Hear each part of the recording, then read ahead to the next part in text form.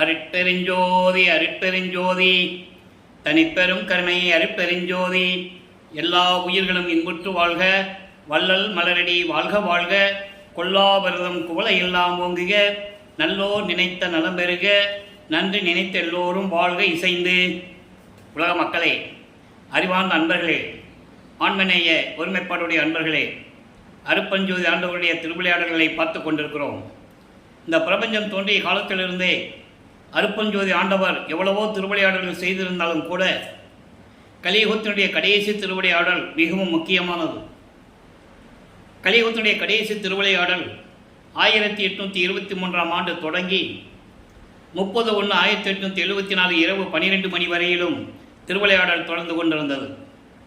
அதற்கான காரணம், ஏற்கனவே பிரபஞ்சத்தில் தோன்றிய 4 யுகங்களிலுமே கிரேத யுகம், திரேத யுகம், துவார யுகம், கலியுகம், இந்த 4 யுகங்களிலுமே சமயங்களும் மார்க்கங்களும் மதங்களும் தோன்றி இந்த சமயத் தலைவர்கள், மார்க்கங்களுடைய தலைவர்கள், மதத்தை உருவாக்கிய தலைவர்கள் இவர்களெல்லாம் தங்கள் தங்கள் கருத்துக்கு ஏற்றபடி உருவங்களை அமைத்து அந்தந்த சமயங்களுக்கும் மதங்களுக்கும் மார்க்கங்களுக்கும் ஏற்றபடி அவருடைய கர்த்தாக்களை உருவகப்படுத்தி அதற்கேற்றபடி ஆலயங்களை அமைத்து மக்களை வழிபட செய்து விட்டார்கள்.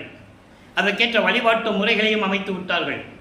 ஒவ்வொரு சமயத்திற்கும், ஒவ்வொரு மார்க்கத்திற்கும், ஒவ்வொரு மதத்திற்கும் ஏற்படக்கூடிய அந்த வழிபாட்டு முறைகளெல்லாம் ஏற்படுத்தி மக்களை வழிபாடு செய்து விட்டார்கள். மக்கள் இன்று வரையிலும் அதை பின்பற்றி கொண்டு வழிபட்டு கொண்டிருக்கிறார்கள். இதை நடைமுறையிலே நாம் பார்த்து கொண்டிருக்கிறோம். யுகங்கள் அழிந்த பிறகு ஒவ்வொரு யுகத்திற்கும் ஆயுள் காலம் உண்டு.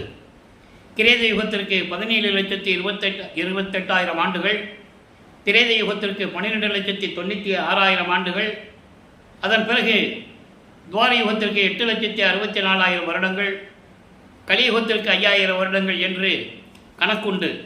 இந்த ஆயுள் காலம் முடிந்தவுடனே அதில் தோன்றிய யுகங்களே முடிஞ்சு போச்சு. அப்போ அந்த யுகங்களில் தோன்றிய சமயங்களும் மதங்களும் மார்க்கங்களும் முடிவடைந்து விட்டது. இந்த கலியுகம் முடிவடைந்த பிறகு, கலியுகம் 1900 ஆண்டுகளிலே முடிவடைந்து விட்டது என்பதை நமது இறைவன் பிள்ளை பெருமானவர்கள் தெளிவாக நமக்கு அள்ளியிருக்கிறார்கள். அப்போ அந்த ஒளி யுகத்தில் இருந்துகிட்டு இருக்கோம். இப்போ சதுர யுகம். அப்போ இந்த யுகத்தில் இருக்கின்ற மக்களுக்கு ஒரு ஆன்மீக மார்க்கம் வேண்டும். அந்த ஆன்மீக மார்க்கம் சமரசமாக இருக்க வேண்டும். எல்லாரும் ஏற்றுக்கொள்ளும்படியாக ஒரு மார்க்கத்தை உருவாக்கி சமரச சுத்த சன்மார்க்கம் என்ற அந்த மார்க்கத்துக்கு பெயரிட்டு அருட்பெருஞ்சோதி ஆண்டவர் அதை தன் மகன் கையில் ஒப்படைப்பதற்காக தனது அருள் ஆற்றலால் ஒரு ஆண்மகனை பெற்றெடுத்து அந்த பிள்ளைக்கு செல்வப்பிள்ளை என்று பெயரிட்டு வளர்த்து கொண்டிருக்கிறார். காலங்கள் கனிந்து கொண்டிருக்கின்றன.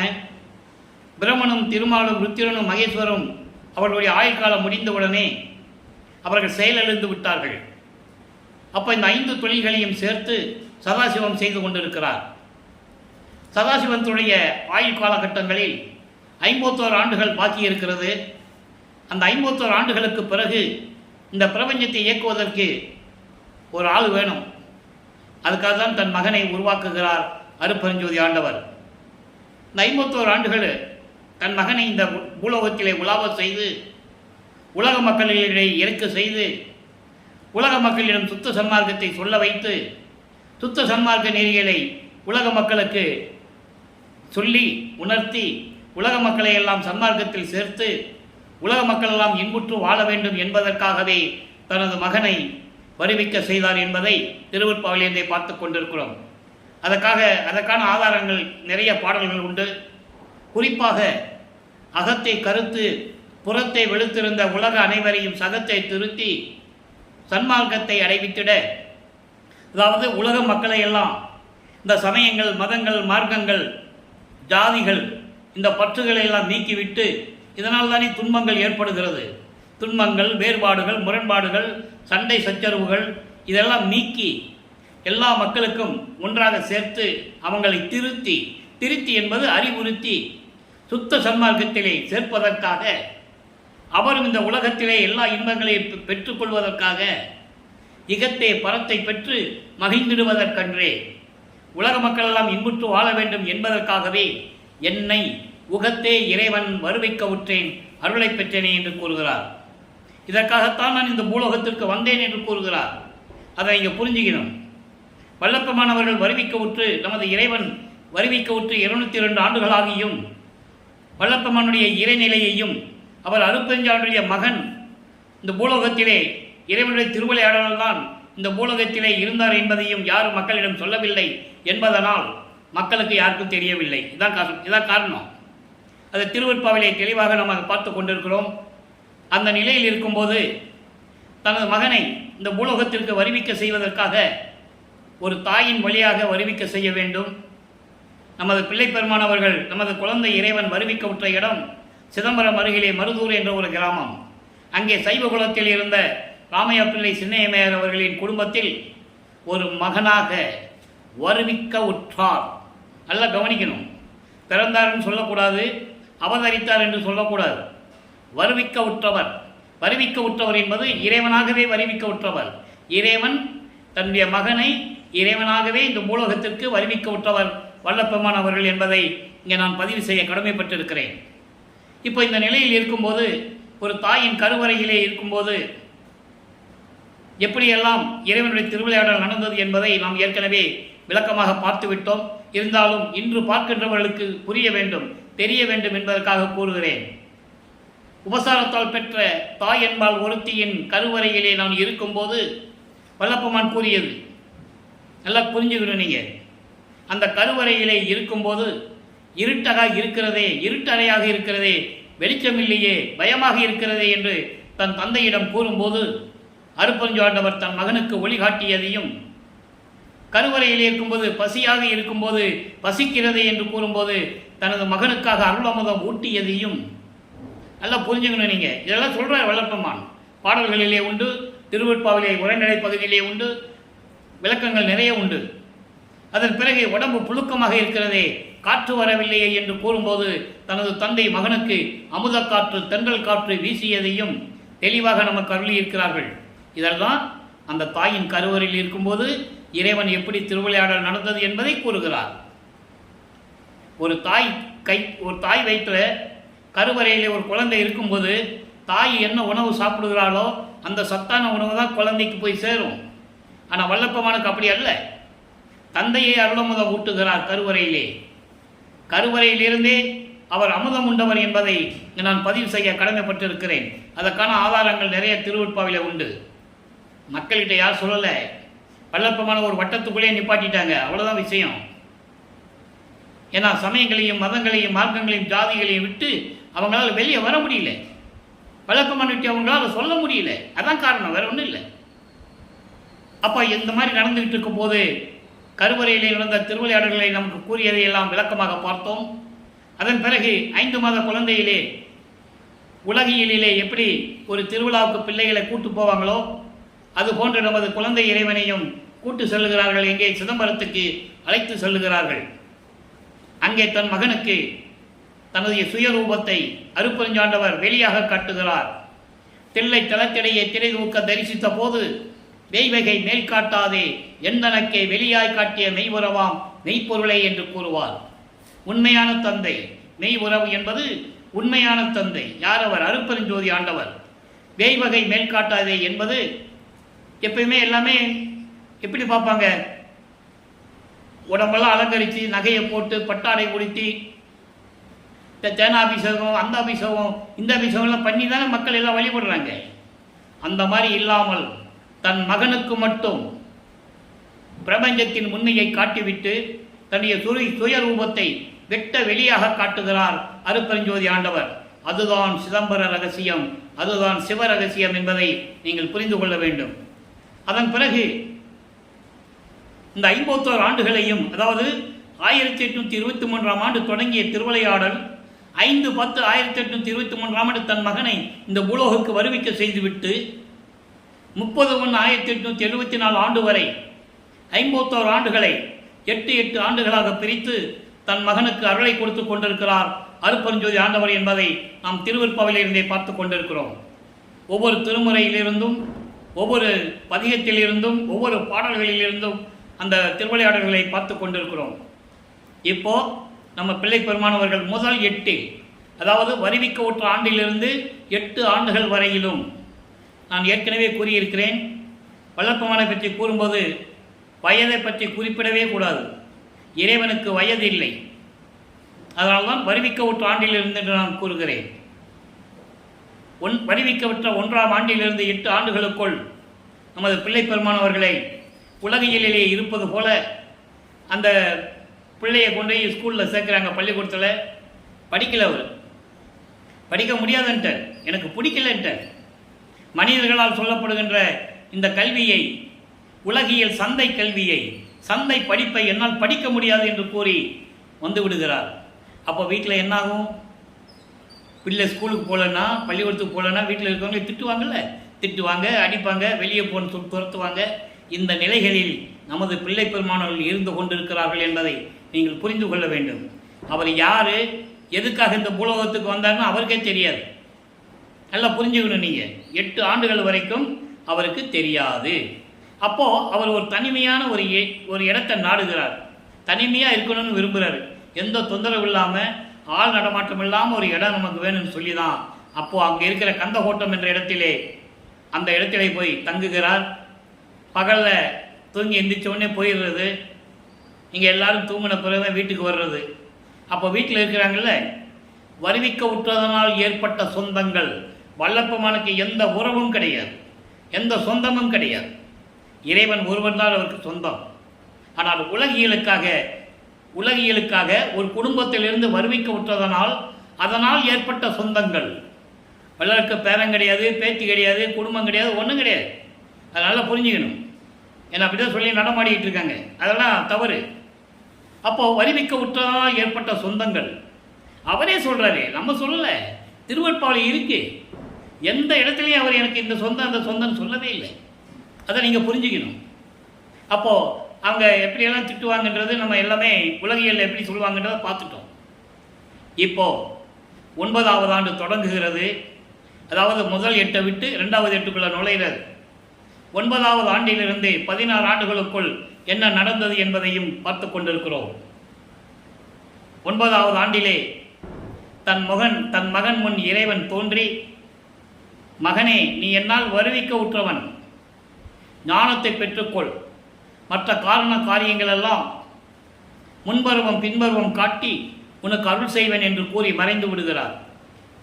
இப்போ வல்லப்பெருமானுக்கு இறைவனால் வருவிக்க உற்ற மகன் என்று மட்டும் தெரியும். அவருக்கு சுத்த சன்மார்க்கம் தெரியாது, அருட்பஞ்சோதாண்டவர் யாருன்னு தெரியாது. அந்த நிலையில் இருந்து கொண்டு ஞானத்தை பெற்றுக்கொள்ளுகிறார். ஞானத்தை பெற்ற பிறகு 9ஆவது ஆண்டிலிருந்து 12 ஆண்டுகளுக்குள் என்ன நடந்தது, அந்த 3 வருஷம் கேப்பில் என்ன நடந்தது என்றால், திருமறை உருவாகிறது. 1ஆம் திருமறை உருவாகிறது. அதிலே திருவருள் முறையீடு என்ற பதிகத்திலிருந்து பார்த்து கொண்டிருக்கிறோம். 1ஆம் திருமறை மொத்தம் 8 பதிகங்களை கொண்டது. கிட்டத்தட்ட 712 பாடல்கள் கொண்டது. திருவடி புகழ்ச்சி, விண்ணப்ப கலிவன்பா, நெஞ்சறிவுறுத்தல், சிவனேச வெண்பா, மகாதேவ மாலை, திருவருள் முறையீடு, படிவுடை மாணிக்க மாலை, இங்கித மாலை என்ற 8 பதியங்கள் உண்டு. 8 பதியங்களிலே முதலிலே திருவருள் முறையீடிலிருந்து ஆரம்பித்திருக்கிறோம் இறைவனுடைய திருவிளையாடலை. அது 232 பாடலுடைய விளக்குகளை பார்த்து விட்டோம். சிவபெருமானை எப்படி முறையீடு செய்கிறார், நீ வருவிக்க விட்டு சென்று விட்டாய், நான் இந்த பூலோகத்தில் இருந்து கொண்டு எப்படியெல்லாம் துன்பப்படுகிறேன், உன் மகன் மீது இரக்கமில்லையா, விரைவில் வந்து அருள் செய்ய மாட்டாயா என்றெல்லாம் கூறுவார். அந்த விளக்கங்களை எல்லாம் பார்த்து விட்டோம். இப்போ சிவபெருமானை பற்றி பாடியாச்சு, ஒரு பிரயோஜனம் இல்லை, அருள் வாங்க முடியல. அப்போ என்ன பண்ணுறாரு, ஒரு வேளை அம்மனை பற்றி பாடினால் அம்மனிடமிருந்து ஏதாவது அருளை பெறலாமோ என்ற எண்ணத்தில் வடிவுடை அம்மனை பற்றி பாடுகிறார். வடிவுடை மாணிக்க மாலை உருவாகிறது. மொத்தம் 100 பாடல்கள் அதிலிருந்து பார்த்து கொண்டிருக்கிறோம். எனக்கு 22வது பாடல். நல்லா கவனிச்சு பாருங்கள். வீட்டில் ஏதாவது நடக்கணும்னா அப்பா கிட்ட கேட்குறோம் இல்லையா, முதல்ல அப்பாட்ட தான் கேட்போம். அப்பா தானே சம்பாதிக்கிறார், அப்பா கிட்ட கேட்போம். அப்பா முடியாதுன்னு வச்சுக்கோங்க, கொடுக்கல, மனசு இல்லை, பின்னால் கொடுத்துக்கலாம், இப்படி இப்போ அவனுக்கு எதுக்கு பின்னால் கொடுத்துக்கலாம் அப்படின்னு நினச்சிட்டே இருப்பார். ஆனால் பையன் என்ன பிள்ளைங்க என்ன பண்ணுவாங்க, ஆணாக இருந்தாலும் சரி, பெண் பிள்ளையாக இருந்தாலும் சரி, அப்பா கிட்ட கேட்டு வாங்க முடியலன்னு சொல்லி அம்மா கிட்ட போய் கேட்பாங்க இல்லையா. அதுபோல் அம்மையிடம் எப்படி முறையீடு செய்கிறார் என்பதை நாம் பார்க்க போகிறோம். நல்லா கவனிங்க. பொறுப்புறு நீலி என்பார் நின்னை, பொறுப்புறு நீலி என்பார் நின்னை நெய் அது போலும் ஒற்றி விருப்புறு நாயகன் பாம்பு ஆபரணமும் வெண்தலையும் நெருப்பு ஒரு கையும் கனல் மேனியும் கண்டு நெஞ்சம் அஞ்சாய் மறுப்பு ஒரு கொங்கை மயலே வடிவுடை மாணிக்கமே. இது பாடல். இந்த பாடலுடைய விளக்கம் பாருங்க. அதாவது இமயமலையில் இருக்கின்ற உன்னை நீலி என்பார்கள். நீலி என்னன்னா சும்மா ட்ராமா பண்ணுறது, நாடகம் நடிச்சிட்டு தெரிஞ்சு தெரியாம மாதிரி இருக்கிறது, நீலி கண்ணீர் வடிக்கிறது என்று சொல்லுவார்கள் இல்லையா? அதனால் மனசில் இருக்கிற வெறுப்பை, அதாவது அந்த துயரத்தை அவரால் வெளியே சொல்லும்போது அந்த மாதிரி சொல்லுகிறார் அம்மையை பற்றி. உன்னை இமயமலையில் இருக்கிற உன்னை நீலி என்பார்கள், அது உண்மைதான் போலும். அப்பங்கிட்ட பாடுறேன், விண்ணப்பம் வைக்கிறேன், அருள் கிடைக்கல. சரி, அம்மா கிட்ட கேட்கலாம், உங்ககிட்ட வந்து கேட்டுட்டு இருக்க, நீ எதுவுமே பேச மாட்டேன்ற. அப்போ நான் புருஷனும் முன்னாடி சேர்ந்து ட்ராமா ஆடுறீங்களா? இந்த பூலகத்துக்கு என்ன வருவிக்க வச்சுட்டு நாடகமாக பண்ணுறீங்க. என் மகன் சொல்லி வேறு அவர் போயிட்டாரு. நான் சொல்லாமல் இருந்தாலும் சும்மா இருந்திருப்பேன். மகன் வேறு சொல்லிட்டு போயிட்டாரு. சரி, உங்ககிட்ட வந்தால் நீயும் கம்மன் இருக்கிற. அப்புறம் உன்னை நீலின்னு சொல்கிறது உண்மைதான். உனக்கு இறக்கமே இல்லை, ஈவு இறக்கமே இல்லை. நீலி என்பார்கள், அது உண்மைதான் போல் இருக்கிறது. திருவொற்றியில் இருக்கும் உனது கணவன் எப்படி சொல்கிற பாருங்க. இது வரைக்கும் அப்பா அப்பான்னு சொல்லிட்டு இருந்தவர் இப்போ அம்மா கிட்ட சொல்கிறார், உன் புருஷன் திருவொற்றியில் இருக்கிற உனது கணவன் கழுத்திலே பாம்பை நகையாக அணிந்து கொள்வதையும் பாம்பை நகையாக அணிந்து உள்ளதையும் சுடுகாட்டில் எரிந்த பிணங்களின் மண்டை ஓட்டுக்களை மாலையாக தொடுத்து கொண்டிருக்கின்றான். அதையும் பார்த்துக்கிட்டு கையில் நெருப்பு வச்சுக்கிட்டு இருக்கிறாப்புல. கனல் உடம்பு, அனல் உடம்பு, நெருப்பு உடம்பு. அப்படி உடம்பையும் பார்த்து மனசில் உனக்கு கொஞ்சம் கூட பயம் வரல. ஏன்னா அவன் உன்னுடைய கணவன் என்பதனால். அப்போ நான் யாரு கேட்குறாரு. அப்போ நான் யாரு?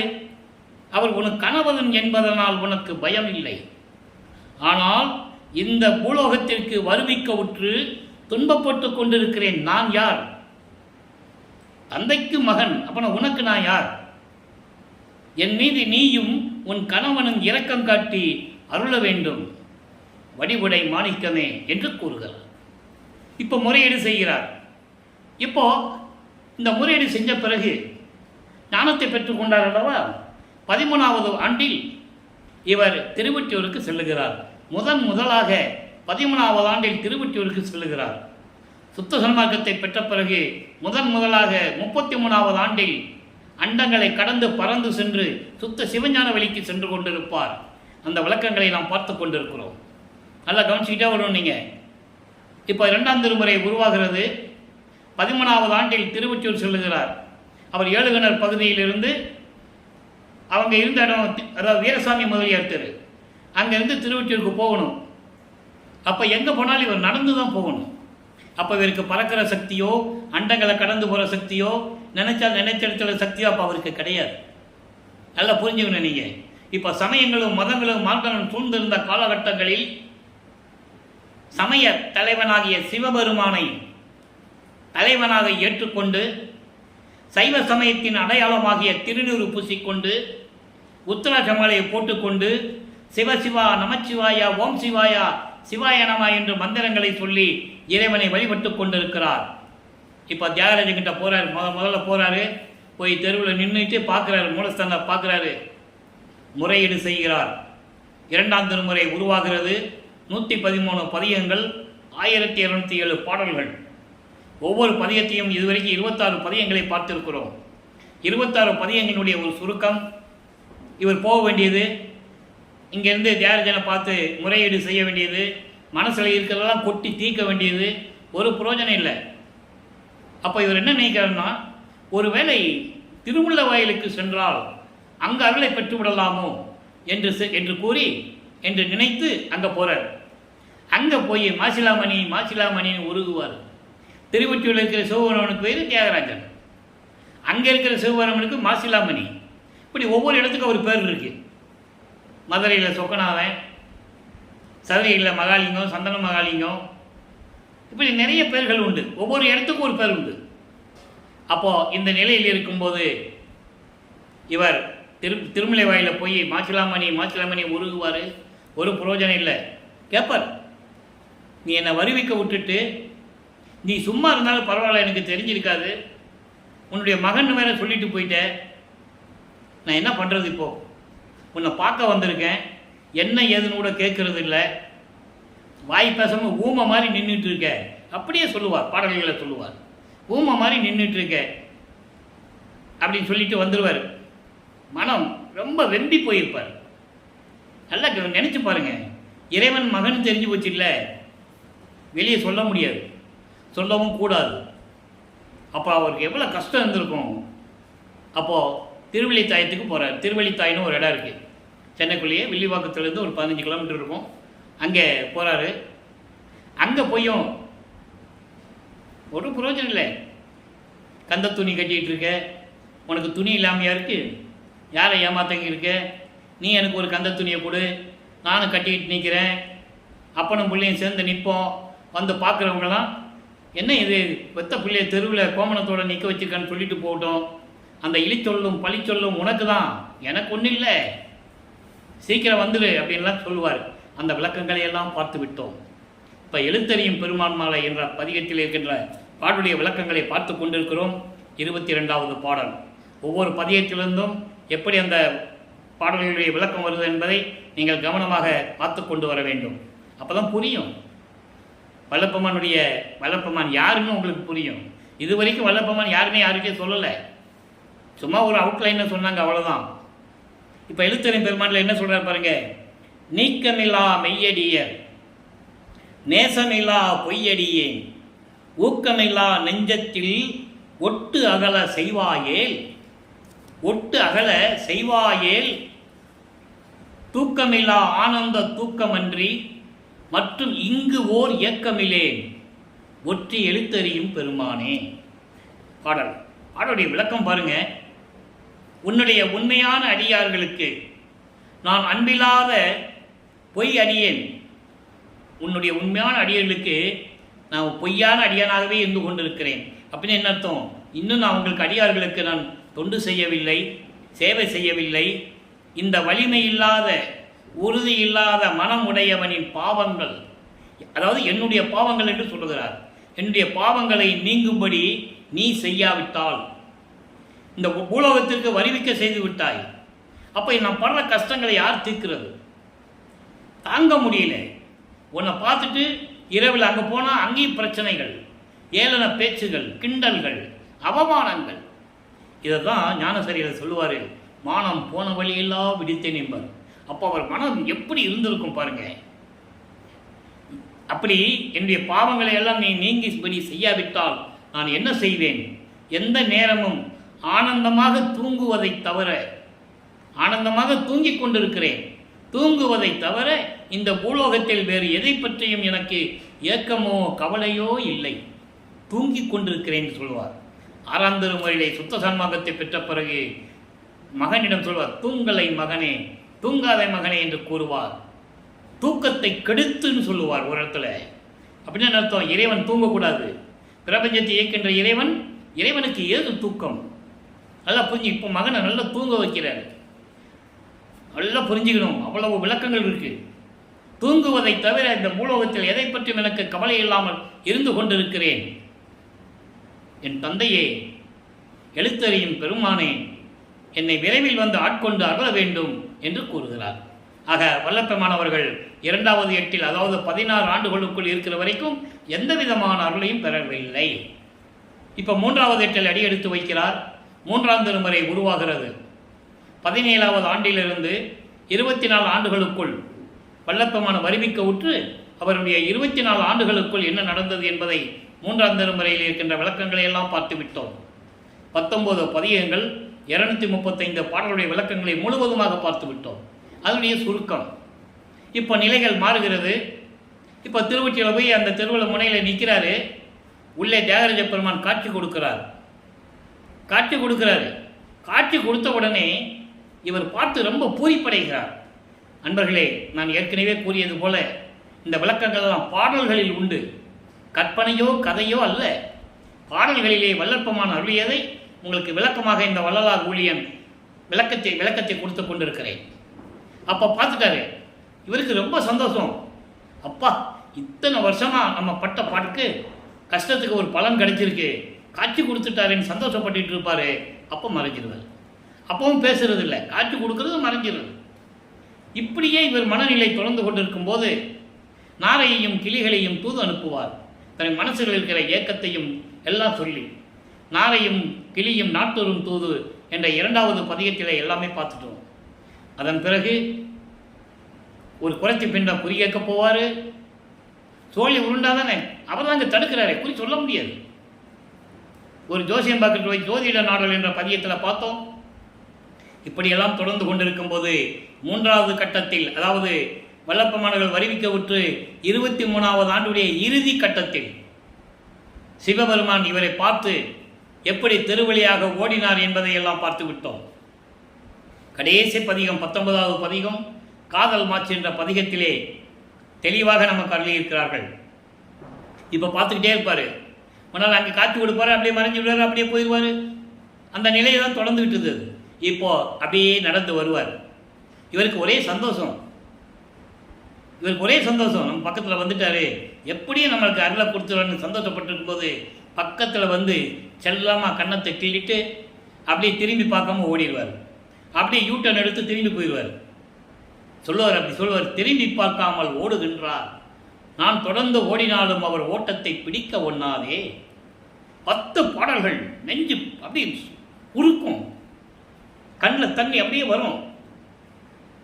ஒரு சிவபெருமான் இவரை பார்த்து ஒரு தெருவழியாக ஓடுறாருன்னா அவருக்கு எப்படி இருந்திருக்கும் மனசு. இவரும் பின்னாலேயே ஓடுறாரு.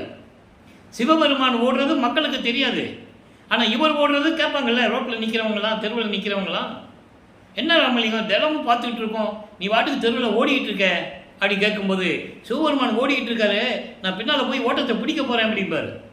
அப்போ அவர் என்ன சொல்லுவாங்க, பைத்தியக்காரன், பைத்தியமாயிட்டான் ராமலிங்கம். எப்படி ராமலிங்கம் பைத்தியமாயிட்டான், கூப்பிட்டு என்னப்பா எப்படி இது எல்லாம் சாத்தியமாகும், சரி நீ சிவபெருமானை பிடிக்க ஓடனே வச்சுக்குவோம், அவனை பிடிச்சி நீ என்ன பண்ண போகிற, அவனுக்கு சோறு இல்லாமல் பிச்சை எடுத்துகிட்டு இருக்கான், உடுக்க துணி இல்லை, கந்த துணியே கட்டிகிட்டு இருக்கான். இறைவனுடைய நிலையை அங்கே சொல்கிறார். ஒவ்வொரு இதுலேயும் அவர் எப்படி திருவிளையாடல் பண்ணாருன்றதெல்லாம் அவர் சொல்கிறார். அவ்வளோதான். கழுத்தில் பாம்பை வச்சுருக்கான், நீ போய் கட்டி பிடிச்சா பாம்பு கொத்துமே. இப்படியெல்லாம் கிண்டல் பண்ணுறாங்க அவரை, பாடலில் சொல்கிறேன். இப்படியெல்லாம் என்ன கேள்வி பேசுகிறாங்க. அந்த பாடலில் இவரை தன்னை ஒரு பெண்ணாகவும் இறைவனை தலைவனாகவும் உருவகப்படுத்தி ஒரு தோழியிடம் சொல்லுவது போல் அந்த பாடல் இருக்கும், அருமையாக இருக்கும். இவர் சொல்லுவார், பதில் சொல்லுவார், நீங்கள் அப்படியெல்லாம் சொல்லக்கூடாது, நான் அவனை பிடிச்சே தீருவேன், அவனை கட்டி பிடிச்சி அவனைக்கிட்ட கொஞ்சம் குழாவி அவன் அருளை பெறாமல் நான் இருக்கவே முடியாது, கனவில் கூட அவனுடைய காதலை என்னால் மறக்க முடியாது, நான் அவன் மீது காதல் கொண்டுள்ளேன், கனவுல கூட என்னால் மறக்க முடியாதுன்னு சொல்லுவார். இந்த நிலைகளெல்லாம் பார்த்து விட்டோம். அதன் பிறகு 4ஆம் திருமுறை உருவாகிறது. 4ஆம் திருமுறையில் மொத்தம் 12 பதிகங்கள், 8 திருமுறை வரைக்கும் 197 பாடல்கள். அந்த கடைசி 4 திருமுறைகள் வந்து சமயக்குறவர்களை பற்றி சொல்லியது. அதை 8 பாடல்களிலும் 197 8 பதிகங்களிலும் 197 பதிகங்கள் பாடலுடைய விளக்கத்தை பார்த்து விட்டோம். 197 பாடல்களிலும் அன்பு மாலை, அருட்பிரகாச மாலை, ஆனந்த மாலை, சவுந்தர மாலை, அபராத மன்னிப்பு மாலை, அதிசய மாலை போன்ற பாடல்களுடைய விளக்கங்களை எல்லாம் பார்த்து விட்டோம்.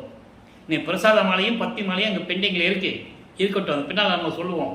அங்கே தான் எல்லா விஷயமும் இருக்குது. இப்போது இந்த நிலைகள் இருக்கும்போது வல்லப்பமானவர்கள் 27வது ஆண்டில் கல்யாணம் பண்ணணுன்றாங்க. இவனுக்கு ஒரு கால் கட்டு போடணும், கால் கட்டு போட்டாதான் ஊர் சுத்தாமல் இருப்பான் அப்படின்னு சொல்லி நினச்சி அக்கா பொண்ணை கல்யாணம் பண்ண சொல்கிறாங்க.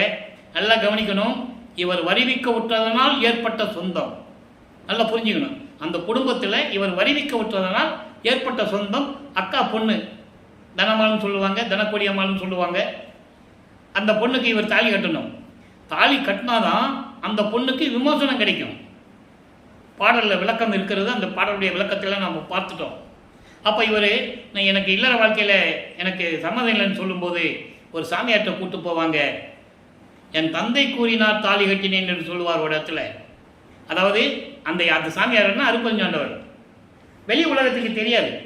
இப்போ அருப்பஞ்சாண்டவர் இருக்கிறது அவருக்கு தெரியும், சுத்த சன்மார்க்கம் ஒன்று ஒரு மார்க்கம் இருக்கிறது தெரியும், அதை வாங்க போகிறோன்னு தெரியும். அதை வாங்கணும்னா சமயங்களையும் மதங்களையும் மார்க்கங்களையும் விட்டு ஒழிக்கணும். அப்போது இந்த உலக பற்றையும் விட்டு ஒழிக்கணும். அப்போ அந்த அம்மாவுக்கு தாலியை கட்டிட்டு அந்த உறவையும் விட்டு ஒழிக்கணும். அதனால் திருமணம் ஏற்பாடுகள் நடந்து கொண்டிருக்கிறது. திருமண மண்டபத்திலே பிரம்மன், திருமால், ருத்திரன், மகேஸ்வரன், ரிஷிகள், முனிவர்கள், சத்தர்கள் எல்லாமே அங்கே வந்து உட்கார்ந்துருக்காங்க. மணமகனை வாழ்த்துவதற்காக, நமது பிள்ளை பெருமானுடைய திருமணத்தில் மணமக்களை வாழ்த்துவதற்காக உட்கார்ந்துட்டு இருக்காங்க. பாட்டில் சொல்கிறார். ஆனால் மக்கள்கிட்ட யாரும் சொல்லலை. நல்லா புரிஞ்சுக்கணும் நீங்கள். அப்போ அந்த கூட்டத்தில் பார்க்குறாரு, அருப்பஞ்சாண்டவரும் சிவகாமியும் வரல, அப்பாவும் அம்மாவும் வரல. அவர் மனம் எப்படி புண்பட்டது என்பதை பாடலிலே விளக்கமாக நமக்கு கூறியிருப்பார்கள். அந்த விளக்கத்தையும் நம்ம பார்த்துட்டோம். அதன் பிறகு அன்று முதல் நாள் இரவிலே தந்தையும் தாயும் 2 குதிரை மாட்ட தேரில் வந்து எப்படி மணமக்களை வாழ்த்தினார்கள் என்பதை விளக்கத்தையும் நாம் பார்த்து விட்டோம். அதன் பிறகு உலகப்பற்றை துறக்க வேண்டும். சமயங்களையும் மதங்களையும் மார்க்கங்களுடைய நிலைகளை எல்லாம் விட்டு ஒழிக்க வேண்டும். திருநீறு பூசுவதை நிறுத்த வேண்டும். உத்திராட்ச மாலையை கழட்டி போடணும். இந்த சமயங்களிலும் மதங்களிலும் கூறப்பட்ட சங்கற்ப விகற்பங்களை எல்லாம் நீக்க வேண்டும். ஏனால் சுத்த சன்மார்க்கத்தின் முக்கிய தடைகள் என்று கூறுகிறார். எல்லாமுடைய அருப்பெருஞ்சோதி அற்புத கடவுளே, இது தொடங்கி எக்காலத்தும் சுத்த சன்மார்க்கத்தின் முக்கிய தடைகளாகிய சமயங்கள், மதங்கள், மார்க்கங்கள் என்பவற்றின் ஆசார சங்கற்ப விகற்பங்களும் வருணம், ஆசிரமம் ஆகிய உலகச்சார சங்கற்ப விகற்பங்களும் எங்கள் மனதில் பற்றா வண்ணம் அருள் செய்தல் வேண்டும். இதுதான் நிலைமை, சுத்த சன்மார்க்கத்துடைய நெறி. எல்லாத்தையும் விட்டு வெண்ணாடை, வெள்ளை வேஷ்டி ஒன்று கட்டி மேலே ஒரு ஆடையை போட்டு முக்காடு போட்டு ரெடி ஆகிட்டார். இப்போ சுத்த சன்மார்க்கத்தை வாங்க போகணும். அதற்கு முன்னால் இந்த அருளை எப்படி வாங்கினார் என்பதை எல்லாம் பார்த்தோம். கதவை பூட்டிடுவார். இனிமேல் எங்கேயும் போகிறதில்லன்னு பூட்டிடுவார். அப்போ அருப்பஞ்சாண்டவர் எப்படி விண்ணுலகத்திலிருந்து பூலோகத்திற்கு வந்து தெருவழியாக நடந்து வந்து கால் வலிக்க நடந்து வந்து எனது தந்தை எனக்கு எப்படியெல்லாம் அருளை கொடுத்தார் என்பதை அருட்பிரகாச மாலையிலே 100 பாடல்களினுடைய விளக்கங்களை பார்த்து விட்டோம். எல்லா அருளையும் வாங்கியாச்சு. இப்போ சுத்த சன்மார்க்கம் வாங்கணும், சாகா கல்வியை படிக்கணும், அருட்பெருஞ்சோதியை வாங்கணும், திருவருள் செங்கோலோச்சியை வாங்கணும். இறைவன் வந்து தந்தை வந்து மகனோட கலந்துக்கணும். கடைசி 3 நடந்தது மேட்டுக்குப்பத்தில். அது நம்ம பின்னால் பார்க்க போகிறோம். இப்போது சுத்த சன்மார்க்கத்தை வாங்குவதற்காக தத்துவங்களை கடந்து, அண்டங்களை கடந்து சுத்த சிவஞான வெளிக்கு சென்று கொண்டிருக்கிறார். முதல் முறையாக 33வது ஆண்டில் சுத்த சன்மார்க்கத்தை வாங்குவதற்காக பறந்து சென்று கொண்டிருக்கிறார். கன பொழுதில் போயிடுவார். கன நொடி தான் அங்கே போயிடுவார். அப்படிப்பட்ட வள்ளல் பெருமானை மாட்டு வண்டியில் போனார் என்றும், கால் வழியாக நடந்து சென்றார் என்றும், எங்கே போனார் தெரியவில்லை என்றெல்லாம் கூறி கொண்டிருக்கிறார்கள். நீங்கள் நல்லா புரிஞ்சுக்கணும். இதெல்லாம் திருவெட்பாவில் இருக்குது. அப்போது அங்கே போயிருக்க பிறகு அங்கே தேவர்கள் எல்லாம் வெளியே அங்கே ஒரு சத்தியஞான சபை இருக்குது. அந்த சபையை தான் அப்படியே இங்கே கொண்டு வந்து கட்டினது வள்ளல் பெருமானவர்கள். அது நம்ம பின்னால் அந்த விளக்கத்தை பார்க்க போகிறோம். சபையை என்னுள் கண்டனன்னு சொல்லுவார். அருமையாக இருக்கும். அப்போது தேவர்கள்லாம் சொல்கிறாங்க, ஐயா சாமி நீங்கள் போங்க சாமி, ஏன் இங்கே நிற்கிறீங்கன்னு கேட்குறாரு. பாட்டில் இருக்குது. அவங்க சொல்கிறாங்க, சாமி நீங்கள் போங்க சாமின்னு சைகை காட்ட நான் உள்ளே சென்றேன். எனது தந்தை என்னை வரவேற்றார். மகனை வரவேற்கிறார். வா மகனே, உனக்காக தான் காத்து கொண்டிருக்கிறோம். சிங்காசனம் ரெடியாக இருக்கிறது. உனக்கு மணிமுடி சூட்ட வேண்டும். இந்த ஆடைகளை கலைந்து விட்டு புத்தாடை அணிந்து புனித நீராடி மங்கள கோலத்துடன் வருவாயாக என்றெல்லாம் கூறுவார். அத்தனை பாடலுடைய விளக்கத்தையும் பார்த்து விட்டோம். மகனை சிங்காசனத்திலே அமர வைத்து, அந்த இருக்கையிலே அமர வைத்து மணிமுடி சூட்டி பிரபஞ்சத்திற்கு பிரகடனம் செய்கிறார். எல்லாரும் அறியும்படி, எவ்வுலகம் அறியும்படி, இவன் என் மகன், பிரபஞ்சத்தை இயக்கப் போகின்றவன், இவனை தான் நான் செல்வப்பிள்ளை என்று பெயரிட்டு வளர்த்து கொண்டிருந்தேன். காலம் நெருங்கிக் கொண்டிருக்கிறது என்று சொல்லி மணிமுடி சூட்டுகிறார். சூட்டி சுத்த சன்மார்க்கத்தை ஒப்படைக்கிறார். மகனே, இனிமேல் சுத்த சன்மார்க்கம் உனது மார்க்கம். அதான் ஒரு பாட்டில் சொல்வார், என் மார்க்கம் என்று சொல்லுவார். அதனுடைய விளக்கத்தை தான் பார்த்து விட்டோம். என் மார்க்கம் நீ ஏன் சொன்னாரே, அப்பா கிட்ட இருந்து வாங்கியாச்சு. அவர் சொல்லிட்டார், இனிமேல் இது உன் மார்க்கம் என்று சொல்லி சுத்த சன்மார்க்கத்தை கையிலே கொடுத்து சாகா கல்வியை கற்றுக் கொடுக்கிறார். இதை எல்லாரும் பார்த்து கொண்டிருக்கிறார்கள் என்பதை பாடலிலே கூறியதெல்லாம் பார்த்து விட்டோம். அதன் பிறகு மகனே, உலகத்திற்கு சென்று வா, இன்னும் ஆண்டுகள் இருக்கிறது. இப்போ 40 ஆண்டுகள் முடிஞ்சிருச்சு. 5, 8 முடிஞ்சிருச்சு. நீ 6வது 8ல் இருக்கணும். இப்போ 6வது 8ல் இருக்கும்போது என்னென்ன நடந்ததை இப்போ நம்ம பார்த்துக்கிட்டு இருக்கோம். அதுக்கு முன்னால் எல்லா விளக்கங்களையும் நம்ம பார்த்துட்டோம். நேராக கருங்குழியிலே உறைவிடமாக கொண்டுள்ளார். எப்படி கருங்குழிக்கு வந்தார் என்ற விளக்கத்தையும் பார்த்து விட்டோம். அங்கே 9 ஆண்டுகள் உறைவிடமாக இருக்கும்போது தந்தையும் மகனும் எப்படியெல்லாம் உரையாடினார்கள், எப்படியெல்லாம் அங்கே நடந்தது, அந்த நிகழ்ச்சிகளை எல்லாம் பாடல்களிலே பார்த்து விட்டோம். எனவே கருங்குழி அந்த இடத்திற்கு, அந்த இல்லத்திற்கு ஒரு பெயர் வேண்டும் என்பதற்காக தண்ணீரிலே விளக்கரித்த இல்லம் என்ற ஒரு பெயரை ஏற்படுத்திவிட்டு அங்கிருந்து புறப்பட்டு ஏற்கனவே பார்வதி மக்கள் கொடுத்த அந்த நிலத்திலே ஒரே நாளில் தர்மசாலையை அமைத்து 23/5/1867 ஆண்டு தர்மசாலையை அமைத்து அன்றைய அணை அடுப்பை மூட்டி பசியோடு வருகின்றவர்களுக்கெல்லாம் பசியை போக்கிக் கொண்டிருக்கிறார் நமது இறைவன். அதன் பிறகு சங்கராச்சாரியார் வந்தது, அவரோட உரையாடியது, அந்த நிகழ்ச்சியெல்லாம் பார்த்து விட்டோம். 1869 ஆண்டிலே நீதிமன்றத்திலே திருவற்பாவை மறுப்பா என்று அறிவிக்க வேண்டும் என்ற வழக்கையும் வென்று இங்கே வந்துவிட்டார். தர்மசாலையில் இருக்கும்போது உத்தரஞான சிதம்பரமாலை உருவாகிறது. அதனுடைய விளக்கங்களை எல்லாம் பார்த்து விட்டோம். அதன் பிறகு ஜீவகாருண்ய ஒழுக்கம் உருவானது. ஜீவகாருண்ய ஒழுக்கம் 7 பிரிவுகளை கொண்டது. பசி, பிணி, தாகம், இச்சை, எளிமை, பயம், கொலை. இந்த 7 பிரிவுகளையும் நாம் பின்னால் பார்க்க போகிறோம். எப்போ தர்மசாலையை விட்டு மேட்டுக்குப்பம் போகிறாரோ வல்லப்பமானவர்கள் அன்று ஜீவகாருண்ய ஒழுக்கம் உங்களுக்கு கிடைக்கும். இப்போ இந்த நிலையில் இருக்கும்போது நடராஜபதி மாலையிலே எப்படி, ஏன்னா தர்மசாலையில் இருக்கும்போது தான் நடராஜபதி மாலை உருவாச்சு. நடராஜபதி என்பது ஏற்கனவே நான் கூறியது போல சிதம்பரத்தில் இருக்கிற நடராஜன் கிடையாது, அது வேற நடராஜன். அது சைவ சமயத்தில் சேர்ந்த நடராஜன். அவர் வேற இவர் வேற என்பதை மக்களுக்கு உணர வைக்க வேண்டும். ஏன்னா இவர் இருந்த காலகட்டங்களில், இவர் பூலோகத்திலே உலாவிக் கொண்டிருந்த காலகட்டங்களில் எல்லாருமே ஒன்று தான் சொல்லிக்கிட்டு இருந்தாங்க. அதையும் அவர் பார்த்துட்டு தான் இருந்தார். ஆனால் வெளியே சொல்ல முடியல, பாடலாக கொடுத்து விட்டார். அந்த நடராஜன் வேற இவர் வேற என்றதான் நடராஜபதி மாலை, அருப்பெருஞ்சோதி நடராஜபதியை என்று கூறுவார். அதை நீங்கள் நல்லா புரிஞ்சுக்கணும். இப்போ நடராஜபதி மாலையிலே 22வது பாடல். அங்கே சமயங்களிலும் மதங்களிலும் மார்க்கங்களிலும் இருக்கும்போது திருநூறு பூசிக்கொண்டு உத்திராட்ச மாலையை போட்டுக்கிட்டு எப்படி இருந்தார். அப்போ அது வேண்டாம் அப்படின்னு சொல்லி சுத்த சன்மார்க்கத்துக்கு வந்த பிறகு அருப்பெருஞ்சோதி ஆண்டவரை எப்படி சொல்லுகிறார், அதை தான் இப்போ நம்ம பார்த்துக்கிட்டு இருக்கோம். இப்போ பாருங்கள் நடராஜபதி மாலை. ஊழிதோறும் ஊழி, ஊழிதோறும் ஊழி என்பது ஒவ்வொரு யுகங்களாக, ஊழி என்பது யுகங்கள். ஒவ்வொரு யுகத்திலும் ஊழிதோறும் ஊழி பல அண்ட பகிர் அண்டத்து உயிர்களெல்லாம் தரினும், ஒவ்வொரு யுகத்திலும் அண்டங்களிலும் பகிரண்டங்களில் எல்லாம் உயிர்களுக்கெல்லாம் அவருடைய அருளை கொடுத்தாலும் உயிர்களுக்கெல்லாம் தரினும் அந்தோ ஒரு சிறிதும் உளவாத நிறைவாகி, அச்சய பாத்திரம் மாதிரி எல்லா உயிர்களுக்கும் அள்ளி அள்ளி கொடுத்தா கூட குறையாதான், உளவாத நிறைவாகி எடுக்க எடுக்க அருளை கொடுக்க கொடுக்க எல்லா உயிர்களுக்கும் அண்டங்கள் பகிரண்டங்கள் எல்லா உயிர்களுக்கும் கொடுக்க கொடுக்க குறையாத அளவிற்கு வந்து கொண்டே இருக்கிறது. அதை ஒரு உதாரணத்தை சொல்ல நான் கடமைப்பட்டிருக்கிறேன். செவியில் வந்த செய்திகள் தான்.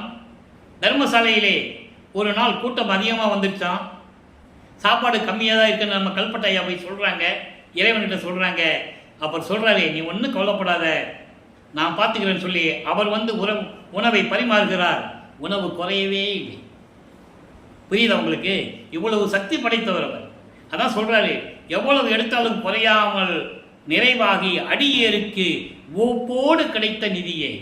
அருப்பெருஞ்சோதியாண்டவர் சொல்கிறார், எவ்வளவு கொடுத்தாலும் உன்னுடைய அருள் குறையாது, அன்பர்களுக்கு கொடுத்து கொண்டே இருக்கிற. எந்த அன்பர்களுக்கு? சுத்த சன்மார்க்க அன்பர்களுக்கு. வாழி நீடூழி என வாய்மலர்ந்து அழியா வரம் தந்த வள்ளலே. அவரை மகனை வாழ்த்துகிறார். ஊழிதோர் ஊழி நீ வாழ்வாயாக, நீடூழி வாழ்வாய் என வாய்மலர்ந்து அழியாவரம் அளித்த வள்ளலே. அழியாவரம், மரணமில்லா பெருவாழ்வு. நல்லா கவனிக்கணும். நீங்க ஒவ்வொரு வரியிலையும் அவ்வளவு பொருள் இருக்கிறது. அகவல்ல சொல்வார்ல, ஊழிதோர் ஊழி உழப்பராது ஓங்கி வாலி என்று எனக்கு வாய்த்த நன்னிதியே. ஊழிதோரி ஊழி உளவினும் அழியா உடம்பை அளித்தனன். ஊழிதோறு ஊழி உயிர் தலைத்து ஓங்கினன். ஒவ்வொரு யுகத்திலையும் இருந்தவர். நல்லா புரிஞ்சுக்கணும். அப்படியெல்லாம் எனக்கு வரம் தந்த வள்ளலே, என் மதி நிறை மதியே. மதி நிறை மதி என்னது? மெஞ்ஞான அறிவு. இந்த பிரபஞ்சம் தோன்றிய அத்தனை பேருக்கு ஞானம்தான் இருந்தது, மெஞ்ஞானம் கிடையவே கிடையாது. பிரமனுக்கு திருமாலுக்கே கிடையாதுன்னு சொல்றார் பாட்டில். யாருக்குமே மெஞ்ஞானம் கிடையாது. அருட்பெருஞ்ஞானவருக்கும் வள்ளற்பெருமானுக்கும் தான் மெஞ்ஞான அறிவு உண்டு. இதெல்லாம் ஞானம் இருந்தது, அருளை பெற்றார்கள். அவர்கள் கருத்துக்கேற்றபடி அவர்களுடைய தலைவர்களை பற்றி பாடினார்கள். சைவ சமயத்தின் தலைவனாகிய சிவபெருமானை பற்றி பாடினார்கள். வைஷ்ணவ சமயத்தின் தலைவனாகிய திருமாலை பற்றி ஆழ்வார்கள் பாடினார்கள். எல்லாம் உண்டு, இல்லைன்னு சொல்ல முடியாது. ஞானத்தை பெற்றார்கள், முத்தி அடைந்தார்கள். யாரும் ஞான சித்தி அடையவில்லை என்பதை வல்லப்பெருமான்கள் தெளிவாக கூறுவார்கள். 64வது பதிகம் 6ஆம் திருமுறையிலே திருமுந்தியார் பதிகத்திலே 10வது பாடலில் சொல்லுவார், முத்தியை பெற்றேன், அம்முத்தியினால் ஞான சித்தியை உற்றேன். ஏன் முத்தி முதல்ல வந்தது? முத்தி என்பது ஒரு நிலை, முந்து ஒரு சாதனம். அகவல்ல சொல்வார்.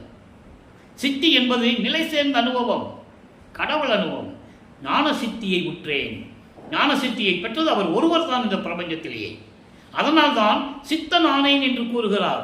சித்தன் என்பது கடவுள், கடவுளாயிட்டேன்னு சொல்றார். அதான் இங்கே சொல்றாரு, மெஞ்ஞான நிறைவே வயங்கும் மதிய அமுதமே, மதிய அமுதின் முற்ற சுகமே, பேரின்பமே என்று சொல்லுகிறார். இறைவனை பற்றி சொல்லிவிட்டு 7 7 உலகில் உள்ளவர்கள், 7 7 உலகில் 49 உலகிலே உயிரினங்கள் வாழ்ந்து கொண்டிருக்கின்றன. 49 7 × 7 7 7 உலகங்கள், 49 உலகில் உள்ளவர்கள் எல்லாம். அப்போ 49 உலகங்கள் இருக்கிறாங்க. தேவர்கள் ஒவ்வொருத்தருக்கும் ஒரு உலகம் இருக்கு, புரிஞ்சுக்கணும். பிரம்மனுக்கு ஒரு உலகம், திருமாலுக்கு ஒரு உலகம், இந்திரனுக்கு இந்திரலோகம், இப்படி ஒவ்வொரு உலகங்கள் இருக்கிறது. சத்தியர்களுக்கு ஒரு உலகம், நாகக்கூட்டத்தை சேர்ந்தவர்களுக்கு ஒரு உலகம், இப்படியெல்லாம் நிறைய இருக்கு. அப்படி 49 உலகில் உள்ளவர்கள் எல்லாம் இது என்ன என்று அதிசயப்ப, என்ன இதெல்லாம் அதிசயமாக நடக்குது? யாரை பார்த்து? இவரை பார்த்து, வல்லப்பெருமானை பார்த்து அதிசயமாக நடக்குது. எப்படி இருந்தாலும் தன் மகனுக்கே கொடுத்து கொண்டிருக்கிறாரே. அப்போ இறைவனுக்கு ஓரவஞ்சம் இருக்கிறது என்று கூறுவார்கள். அது மையர்கள் வியப்பில் அந்த பாடலை பார்த்துட்டோம். அதிசயப்ப இரவு பகல் இல்லாத பெருநிலையே, இரவு பகல் இல்லாத பெருநிலை அப்படின்னு என்ன அர்த்தம்? ஆதியும் மந்தமில்லா இறைவன், அவனுக்கு இரவு கிடையாது, பகலும் கிடையாது. நல்லா புரிஞ்சுக்கணும். அப்படிப்பட்ட இறைவன் உயிரெல்லாம் காத்து, எல்லா உயிர்களையும் காத்து, இரவு பகல் இல்லாத பெருநிலை என்னை ஏற்றி, அந்த நிலைக்கு என்னை ஏற்றி என்னை இன்புற செய்த குருவே, ஆழியோடு அணி அளித்து. ஆழியோடு அணிவு என்பது அது ஒரு காப்பு, அதான் ஒரு ரெகக்னேஷன், ஒரு உறுதி போடுறது. அந்த காலத்தில் நாட்டாமங்களாம் கையில் ஒரு காப்பு போட்டிருப்பாங்க. அந்த காப்பு போட்டிருந்தா நாட்டாம வம்சம்னு சொல்லுவாங்க. ஒவ்வொருத்தர்களுக்கும் ஒரு அடையாளம் உண்டு. ஒரு ஜமீன்தார்களுக்கு அடையாளம் உண்டு. ஒருத்தர் வேல் வச்சிருப்பார், அப்போனா இவர் இந்த ஜமீனு அப்படின்னு சொல்லுவாங்களே. அதுபோல் ஆழியோடு அணி அளித்து, அந்த மாதிரி எனக்கு ஒரு கனையாளி. எல்லாரும் பார்த்தாங்கன்னா சரி இவர் இறைவனுடைய பிள்ளை தெரிஞ்சுக்குவாங்க. அதுக்காக அப்படியெல்லாம் அழித்து உயிரெல்லாம் காத்து விளையாடு என்று. எப்படி சொல்ற பாருங்க, விளையாடுன்னு என்ன அர்த்தம்? பிரபஞ்சத்தை இயக்குவாயாக, என்ன வேணா விளையாடு, நீ போ, 5 தொழில்களை கொடுத்து விளையாடுக என்று சொன்னாய். அந்த பாடலெல்லாம் நம்ம பார்த்தோம். அகரநிலை முழுதுமாய், அகரநிலை என்பது பரிபூரணமாக இயற்கை உண்மை விளக்கமாக விளங்கி கொண்டிருக்கின்ற இறைவனே, எல்லாவற்றுக்கும் அப்பாலாகின்று ஒளிர் அபய நடராஜ பதியே சொல்லிட்டாரா? நடராஜன் வேற, நடராஜ பதி வேற. இப்படி நடராஜபதி மாலையிலே இறைவனை பற்றியும் இறைவனிடம் இருந்து எப்படியெல்லாம் அருளை பெற்றார் என்பதையும் கூறியதை பார்த்துவிட்டோம். அடுத்து பாருங்க, சத்குரு மணி மாலை. சத்குரு மணி மாலையில் என்ன நடந்தது? இறைவனுடைய திருவிளையாடலையும் இறைவனில் பெற்ற அருளையும் பாடல்கள் மூலமாக உலக மக்களுக்கு தெரிவித்துக் கொண்டிருக்கிறார். இப்போ சத்குரு மணி மாலையில் சொல்வாங்க பாருங்க, பவநெறி செல்லும் அவர் கனவினும் அறியா. பவநெறி, பாவப்பட்ட நெறி, சமயங்களும் மதங்களும் மார்க்கங்களில் சொல்லப்பட்ட நெறிகளை பின்பற்றி கொண்டிருக்கிறவர்கள் கனவில கூட பார்க்க முடியாத இறைவன். எவ்வளவு தெளிவாக சொல்றாரு. இது யார் சொன்னது? மக்கள்கிட்ட பேசுனவங்க சொன்னாங்களா? 202 வருஷம் ஆச்சு. சமயங்கள் மதங்கள் மார்க்கம் இருக்கிறவங்க இருக்கட்டும், அவர் அவங்களுக்கு சுதந்திரம். திருநூறு பூசிக்கிட்டோம், நாமம் போட்டுக்கிட்டோம், என்னவா பண்ணிக்கிட்டோம். ஆனால் சுத்த சமார்க்கத்தை பற்றி சொல்லும்போது சொல்லணும். இப்படிப்பட்டவங்களுக்கெல்லாம் அருட்பெருஞ்ஞானவர் தெரிய மாட்டார். அவங்களுக்கு அருளை கொடுக்க மாட்டாருன்னு சொல்லணும். அப்போ அவங்க திருந்திக்குவாங்க. கனவினு மரியா பரம்பொருளாகி அருப்பெருஞ்சோதியாகி என் உள்ளம் பெறும் ஒளியே, என் உள்ளத்தில் ஒளித்து கொண்டிருக்கின்ற இறைவனே, சுடர் விட்டு கொண்டிருக்கின்ற இறைவனே. அப்போ இறைவன் யார் உள்ளத்தில் இருப்பார்? சுத்த சன்மார்க்கத்தை சேர்ந்தவர்களுக்கு தான். சுத்த சன்மார்க்கன்றது பெரிய விஷயம் இல்லை. அதனுடைய எளிமையை மக்கள்கிட்ட யாரும் சொல்லலை. சுத்த சன்மார்க்கம் என்பது மாமிசங்களை சாப்பிடக்கூடாது. அந்த மாமிசம் எப்படி வருது? உயிரோடு இருக்கிற ஒரு உயிரை கொன்னா தான் வருது. உயிரோடு இருக்கிற மீன் அதை பிடிச்சிட்டு வந்து அதை கொன்று சாப்பிட்றது. சரியா? ஆட்டை கொள்வது, மாட்டை கொள்வது, பன்னியை கொள்வது, மாடை கொள்வது, அப்புறம் அந்த பிணம் தானே, உயிர் போச்சுன்னா பிணம் தானே, நாறுகின்ற பிணம் என்று சொல்லுகிறார். இதெல்லாம் சாப்பிடாம இருக்கணும். இதான் சுத்த சன்மார்க்கம், வேறு ஒன்றும் இல்லை. உயிரின் மேலே இறக்கம் இருக்கணும். ஜீவகாரணி ஒழுக்கத்தில் கொஞ்சம் இறக்கம், உயிர் நேயத்தோடு இருக்கணும். யாராவது பசின்னு கேட்டால் நம்மளால் முடிஞ்சால் செய்யணும். முடியலையா இறைவன்கிட்ட சொல்லிட்டு போயிடணும். ஐயா அவன் பசியோடு வந்து என்கிட்ட கேட்குறான், என்கிட்ட கொடுக்கறதுக்கு ஒன்றும் இல்லை, நீ பார்த்துக்கோன்னு சொல்லிட்டு போயிடணும். இதான் சுத்த சன்மார்க்கம். அப்படி நவநெறி கடந்ததோர் ஞானமை சுகமே. நவநெறி என்பது 9 நிலைகள். விந்து, நாதம், பரவிந்து, பரநாதம், திக்கிராந்தம், அதிக்கிராந்தம், சம்மௌனம், சுத்தம், அதீதம். இப்படி 9 நிலைகளை கடந்தவோர். இந்த 9 நிலைகளையும் கடந்து ஞானமே சுகமே, மெஞ்ஞானத்தில் இருக்கின்ற பேரின்பமான இறைவனே, அருப்பெருஞ்சோதியே, நான் அருள் நிலை பெற நல்கிய நலமே. சொல்லிட்டு எப்படி சொல்ற பாருங்க. நான் அருள் பெற, நான் அருள் பெற்று நிலையாக இருக்க வேண்டும், மரணமில்லா பெருவாழ்வில் இருக்க வேண்டும் என்பதற்காக எனக்கு விரும்பி அருளிய இறைவனே. அடுத்து சொல்ற பாருங்க. சிவநெறியே. சிவநெறி என்பது சுத்த சன்மார்க்க நெறி. சிவநெறி தருநிலையே. சுத்த சன்மார்க்க நெறியில் இருந்தால் தான் கடவுள் நிலையை அடைய முடியும். கடவுள் நிலை அறிந்து அம்மையமாதல். 16வது நிலை ஞானத்தில் ஞானம். சரியை கிரிய யோகம் என்ற 12 முதல் நிலைகள் சமயங்களையும் மதங்களையும் சார்ந்தது. ஞான சரியிலிருந்து தான் உருவாகுது சுத்த சன்மார்க்கம், மரணமில்லா பெருவாழ்வு. ஞான சரியை அதான் 13வது நிலை திரையவ தச நிலை என்று கூறுவார்கள் வளர்ப்பு மாணவர்கள். அகவலில் நீங்கள் படிச்சிருக்கலாம். ஞான சரியை, ஞானக்கிரியை, ஞானத்தில் யோகம், ஞானத்தில் ஞானம். அதான் சொல்றாரு சிவநெறி தரும் நிலை. சிவநெறி என்பது சுத்த சன்மார்க்கம். அந்த சுத்த சன்மார்க்கம் கொடுப்பது கடவுள் நிலையை இந்த அம்மையமாதல். அந்த கடவுள் நிலையை தருவது சிவநிலைதனில் உறும் அனுபவ நிறைவே. தவநெறி சொல்லும் அவருக்கு, தவநெறி சொல்லும் அவருக்கு என்றால் சுத்த சன்மார்க்க நெறியில் இருந்து கொண்டு இறைவனை வேண்டுகின்றவர்களுக்கு.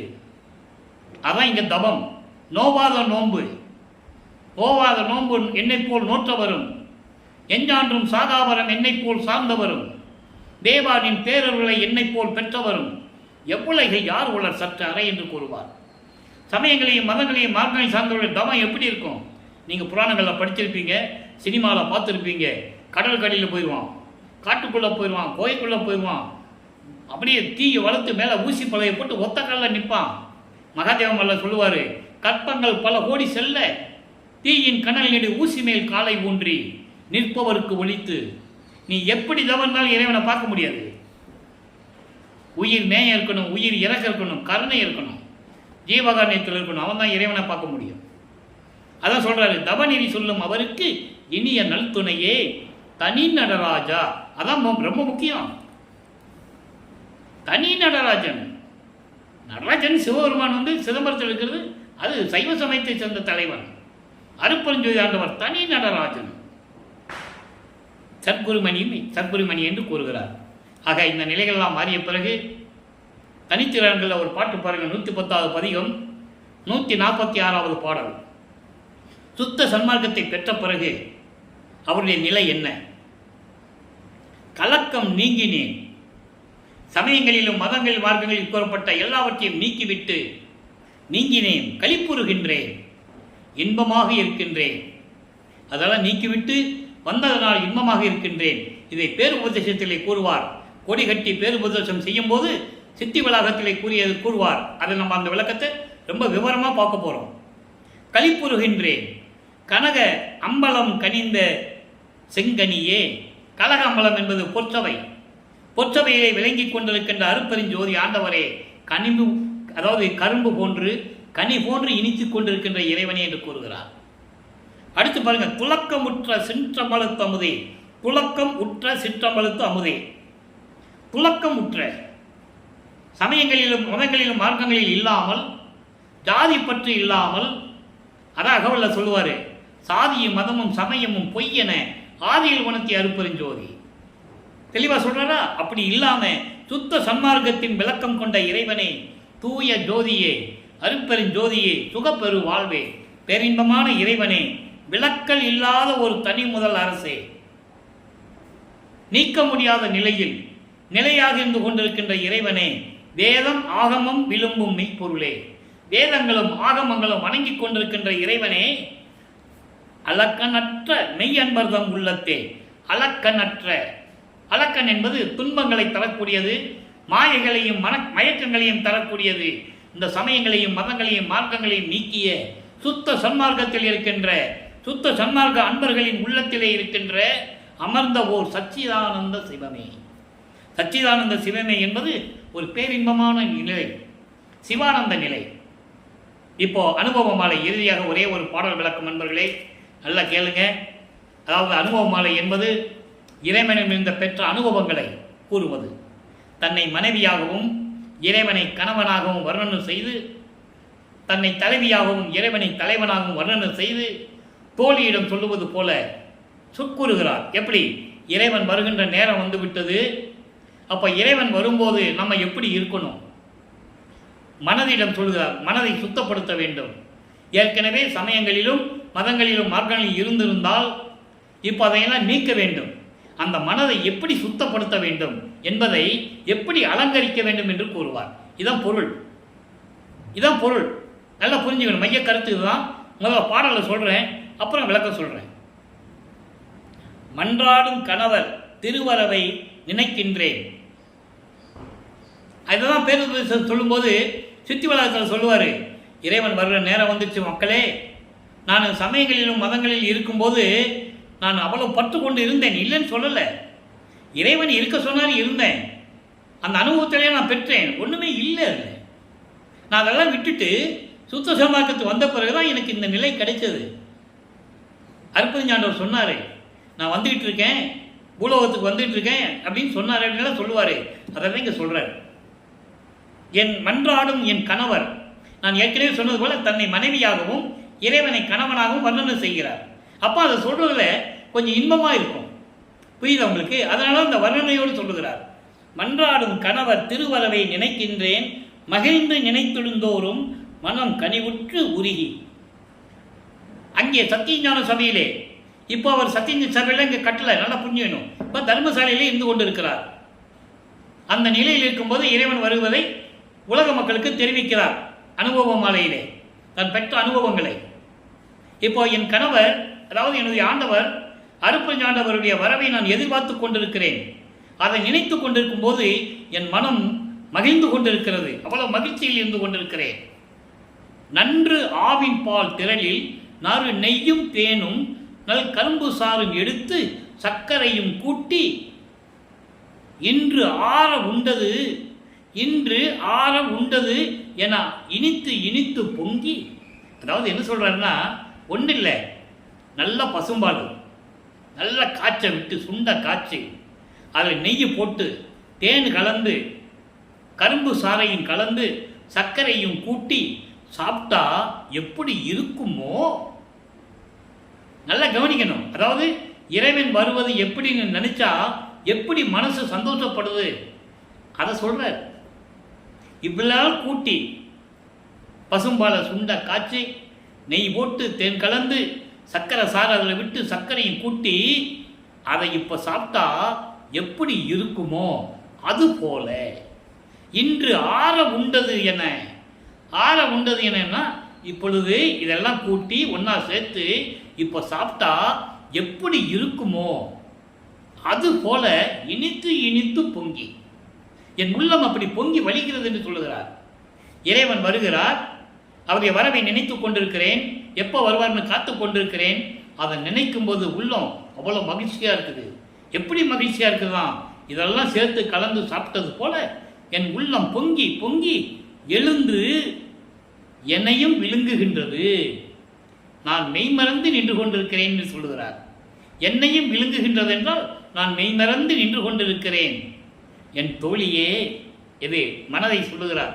என் தோழியே, இன்று ஆவி அன்னவரை கண்டுகொள்ளும் தருணம். ஆவி அன்னவரை என்றால் என் உயிருக்கு சமமானவர், எனக்கு உயிர் போன்றவர். இப்பொழுது என் உயிர் போன்றவர், என் உயிருக்கு உயிரானவர், என் உயிருக்கு நிகரானவர், அவரை பார்த்து கொள்ளக்கூடிய ஒரு தருணம், கண்டுகொள்ளும் தருணம். என் சரீரம் எப்படியோ என் புகழுவேன்.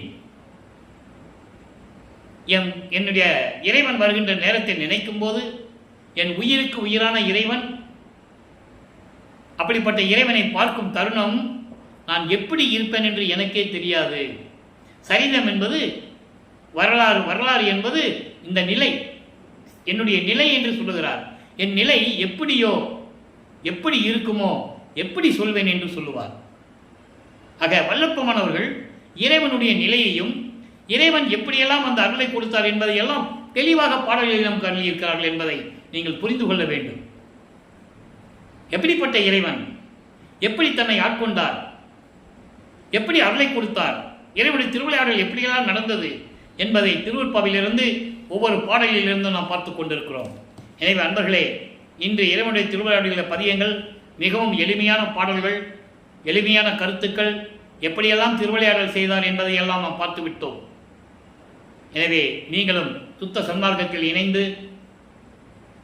அருப்பெருஞ்சோதி அருப்பெருஞ்சோதி தனிப்பெருங்கனை அருப்பெருஞ்ச என்ற மகாமந்திரத்தை உச்சரித்து சுத்த சன்மார்க்க நெறிகளை பின்பற்றி கொலையும் புலையும் தவிர்த்து சைவ நெறியில் இருந்து கொண்டு ஜோதி வழிபாடு செய்து இறைவனை வணங்கி இறைவனுடைய அருளையும் செல்வங்களையெல்லாம் பெற்றுக்கொண்டு இந்த வையகத்தில் நீங்கள் வாழ்வாங்கு வாழ வேண்டும், நோயற்ற வாழ்வில் வாழ வேண்டும். நீங்கள் அதான் வல்லப்பமன் சொல்கிறாரு, இறைவன் வருகின்ற நேரம் வந்தாச்சு, எல்லாம் சுத்த சன்மார்க்கத்துக்கு வாங்க, நீங்கள்லாம் மரணமில்லா பெருவாழ்வில் நீங்கள் வாழலாம், உங்கள் வாழ்க்கையெல்லாம் செழிப்படையும், உங்களுக்கு எந்த விதமான துன்பம் இருக்காது எல்லாம் கூறுகிறார். எனவே அன்பர்களே, அப்படிப்பட்ட இறைவனை வணங்கி நீங்கள் நோயற்ற வாழ்வில் வாழ வேண்டும் என்று இந்த வள்ளலார் ஊழியன் இறைவனிடம் வேண்டி அவருடைய தயவாலையும் கருணையாலையும் இன்று நான் விடைபெறுகிறேன். மீண்டும் நாளை சந்திப்போம். நன்றி, வணக்கம். அருப்பெருஞ்சோதி அருப்பெருஞ்சோதி தனிப்பெரும் கருணை அருப்பெருஞ்சோதி. நாளையும் இறைவனுடைய திருவிளையாடல் தொடரும். திருவிளையாடலை கண்டு மகிழ்ந்து இறைவன் எப்படிப்பட்டவன், இறைவனிலிருந்து எப்படி அருளை பெற வேண்டும் என்று நீங்கள் நினைக்கிறீர்களோ அந்த மாதிரி நீங்கள் இறைவனிலிருந்து அருளை பெற்றுக்கொள்ளலாம். தாராளமாக கொடுக்கின்ற இறைவன். நன்றி, வணக்கம். நாளை சந்திப்போம்.